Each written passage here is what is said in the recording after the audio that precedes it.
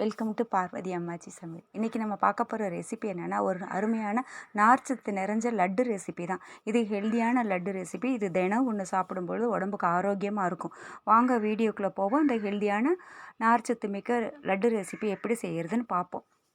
இதுக்கு முதல்ல ஒரு கடாயை எடுத்துக்கிட்டு ஒரு ஸ்பூன்லேருந்து 1.5 ஸ்பூன் அளவுக்கு நெய் ஊற்றிக்குங்க. அதிக நெய் தேவைப்படாது இதுக்கு. ஊற்றிட்டு நல்லா ஓட்ஸ் எடுத்துக்கோங்க.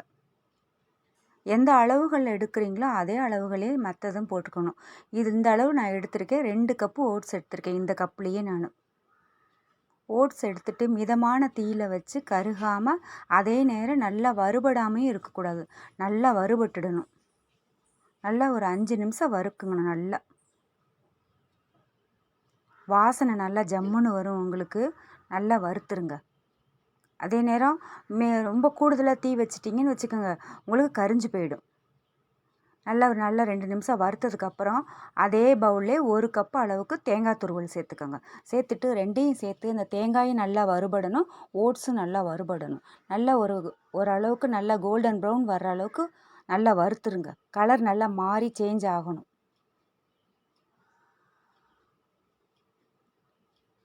நல்லா வறுத்துருங்க. நல்லா அந்த வாசனை நமக்கு தெரியும். உங்களுக்கு தேங்காய் வறுபட்ட வாசனை தெரியும். அதை வச்சே நம்ம கண்டுபிடிச்சலாம் நல்லா வறுபட்டுடுச்சுன்னு.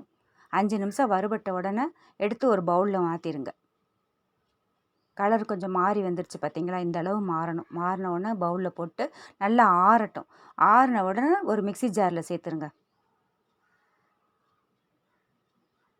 சேர்த்து நல்லா பவுடராக ஆக்கிடுங்க. நம்ம ரவா லட்டுக்கு உடைப்போம் பார்த்தீங்களா? அந்த மாதிரி நல்லா கொரன்னு அரைச்சிக்கோங்க.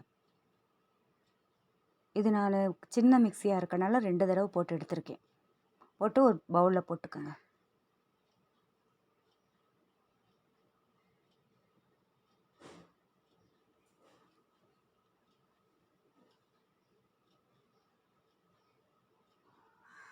இதுக்கு அதிகமாக நெய்யோ எண்ணெயோ எதுவுமே தேவைப்படாது. நல்லா இருக்கும் உங்களுக்கு. இது நல்லா 10 நாளைக்கு கூட நீங்கள் வச்சு சாப்பிடலாம். ஒன்றுமே செய்யாது. அதே பவுலில் 3/4 கப்பு ஜீனி எடுத்துக்கோங்க. அதில் ஒரு 2 ஏலக்காயும் சேர்த்து நல்லா பவுடராக பண்ணிக்கோங்க. பண்ணிவிட்டு ஒரு கடாயில் ஒரு 2 டேபிள் ஸ்பூன் அளவுக்கு நெய் சேர்த்துக்கோங்க. இது முந்திரி கிஸ்மிஸ் வறுக்கிறதுக்காக தான். நமக்கு தேவையான அளவு முந்திரியும் கிஸ்மிஸ் பழத்தையும் வறுத்து எடுத்துக்கோங்க. இது முற்றிலும் உங்களுக்கு விருப்பப்பட்டால் நீங்கள் எவ்வளோ வேணாலும் சேர்த்துக்கலாம். பாதாம் எதுனாலும் நீங்கள் நட்ஸுக சேர்த்துக்கலாம். இது நான் கொஞ்சமாக முந்திரியும் கொஞ்சம் காஞ்ச திராட்சையும் எடுத்து வறுத்துருக்கேன். வறுத்து தனியாக எடுத்து வச்சுக்கோங்க. மொத்தமாக உங்களுக்கு முதல்ல ஒரு 1.5 ஸ்பூன் நெய் சேர்த்துருக்கோம். இதில் ஒரு 1.5 ஸ்பூன் நெய் சேர்த்துருக்கோம். அவ்வளோதான்.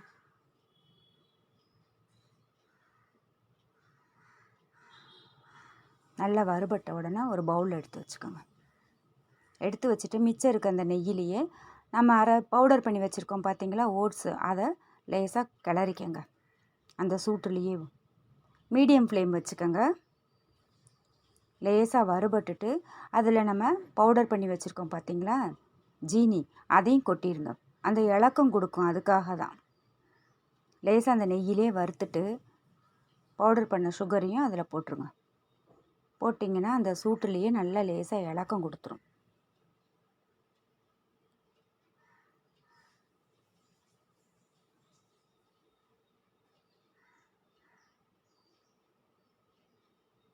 லேசாக இலக்கம் கொடுத்த உடனே நம்ம வறுத்து வச்சுருக்கிற நட்ஸுகளை அதையும் கொட்டி கிளறிடுங்க. கிளறிட்டு ஒரு கடாயில் ஒரு பாத்திரத்தில் கொஞ்சமாக பால், ஒரு 1/4 கப்பு அளவுக்கு பால் எடுத்து கொதிக்க வச்சுருங்க. பசும்பால் பாக்கெட் பால் எந்த பாலாக இருந்தாலும் பரவாயில்ல. ஒரு 1/4 கப்பு அளவுக்கு எடுத்து கொதிக்கட்டும். கொதிச்சிட்ருக்கிறப்ப நம்ம இந்த கடாயில் ஒரு 2 ஸ்பூன் அளவுக்கு சேர்த்துக்கோங்க.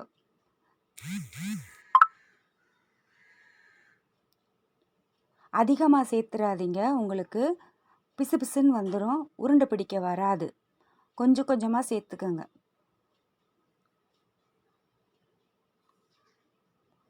கடாயை போதும் கீழே இறக்கி வச்சுட்டு இதில் கொஞ்சமாக ஒரு ஸ்பூன் 2 ஸ்பூன் அளவுக்கு தான் உங்களுக்கு பால் தேவைப்படும்.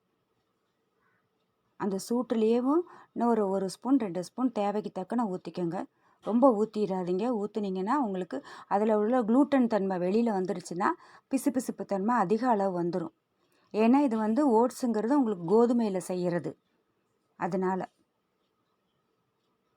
இதுலேயே நல்லா கொஞ்சம் சூடு ஆறின உடனே மிதமான சூடு வரும்பொழுது நம்ம கைகள்லேயே பிசைஞ்சிட்டோம்னா இந்த அளவு வந்துடும்.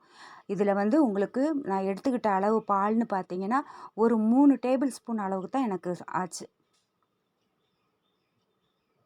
இந்த அளவுக்கு நம்ம லட்டுகளாக பிடிச்சு வச்சுக்கோங்க. ஒரு 10 நாள் வரைக்கும் உங்களுக்கு கெட்டு போகாது. ரொம்ப ஆரோக்கியமான லட்டு. இதே போல் எல்லாத்தையும் உருண்டையாக பிடிச்சிட வேண்டியதுதான்.